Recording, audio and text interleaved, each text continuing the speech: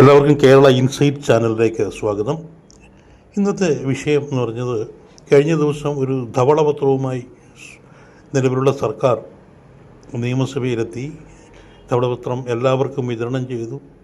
അപ്പോൾ ഈ ധവളപത്രം വായിക്കുന്നതിന് മുമ്പ് തന്നെ ചിലർ അഭിപ്രായം പറഞ്ഞു. അതിനുശേഷം കുറേ പേർ ധവളപത്രം വായിച്ചതിന് ശേഷം അഭിപ്രായം പറഞ്ഞുകൊണ്ടേയിരിക്കുന്നു.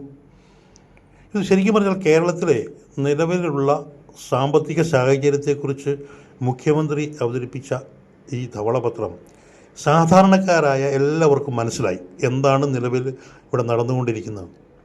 ഇപ്പോൾ സങ്കീർണമായ സാമ്പത്തിക കണക്കുകളും ഭരണപരമായ വിവരങ്ങളും പൊതുജനങ്ങൾക്ക് ഗ്രഹിക്കാവുന്ന ഭാഷയിലാണ് ഇത് അവതരിപ്പിച്ചത്. ഇത് അപൂർവമായി മാത്രം കാണുന്ന ഒരു രീതിയാണ്. ഇതിനെ കേരളത്തിലെ എല്ലാ ജനങ്ങളും ഗൗരവമായിട്ട് എടുക്കുകയും ഒപ്പം അതിനെ സ്വാഗതം ചെയ്യുകയും ചെയ്തു.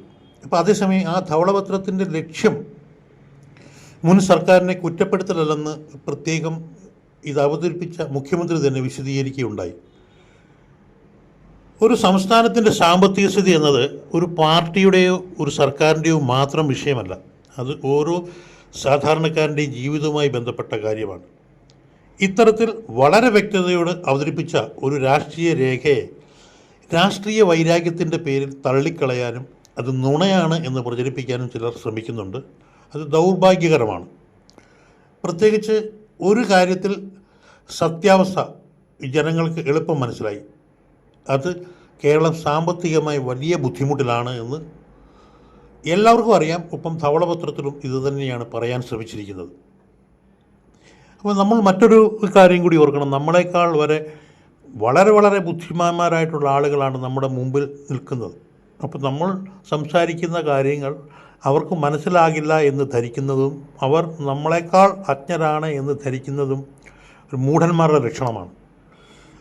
അതുകൊണ്ട് തന്നെ ഇത് പരിശോധിച്ച് ജനങ്ങൾ തന്നെ വിലയിരുത്തുമെന്ന കാര്യത്തിനകത്ത് 100% ഉറപ്പാണ്. കാരണം കഴിഞ്ഞ ഇലക്ഷൻ, അതായത് ഈ കഴിഞ്ഞ ഇലക്ഷനിൽ ജനങ്ങൾ ഒരു രാഷ്ട്രീയ പാർട്ടിയോട് കാണിച്ചത് എന്താണെന്ന് നമ്മൾ കണ്ടു.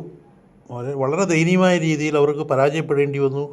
പരാജയം അവർ സമ്മതിച്ചില്ലെങ്കിൽ പോലും. പക്ഷെ ജനം പറയുന്നു, അത് ശരിക്കും പറഞ്ഞു കഴിഞ്ഞാൽ എതിർ പാർട്ടിയോടുള്ള സ്നേഹത്തിൻ്റെ പുറത്തല്ല, പകരം ആ നിലവിൽ ഭരിച്ച പാർട്ടി ഇനി വേണ്ട, ഇനി ജനങ്ങളെ ഭരിക്കേണ്ട അടുത്ത കുറേ നാളത്തേക്ക് എന്ന് വിചാരിച്ചാണ്.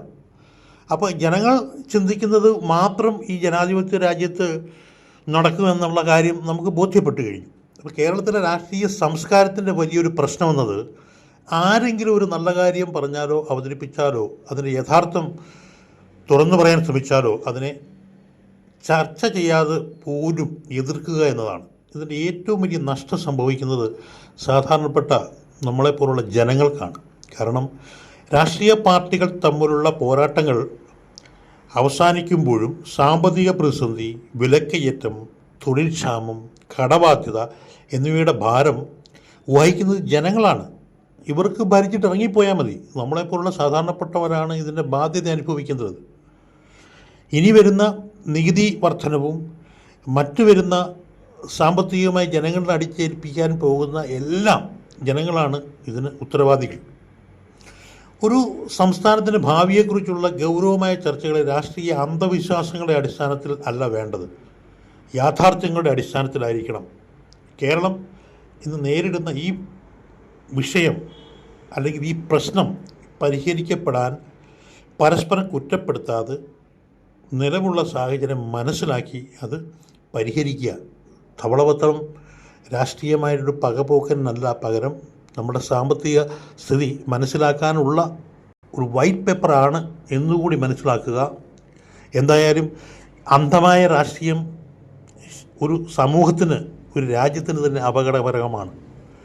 ആരോഗ്യപരമായ രാഷ്ട്രീയ ചർച്ചകളിലൂടെയാണ് ആശയങ്ങൾ ഉരുത്തിരിഞ്ഞു വരേണ്ടത്. ജനങ്ങളുടെ ഭാഗത്തു നിന്ന് ചിന്തിക്കുമ്പോൾ ജനങ്ങൾ ഇതെല്ലാം സഹിക്കേണ്ടവരാണ് എന്ന് ഒരിക്കലും രാഷ്ട്രീയ പാർട്ടികൾ കരുതരുത്.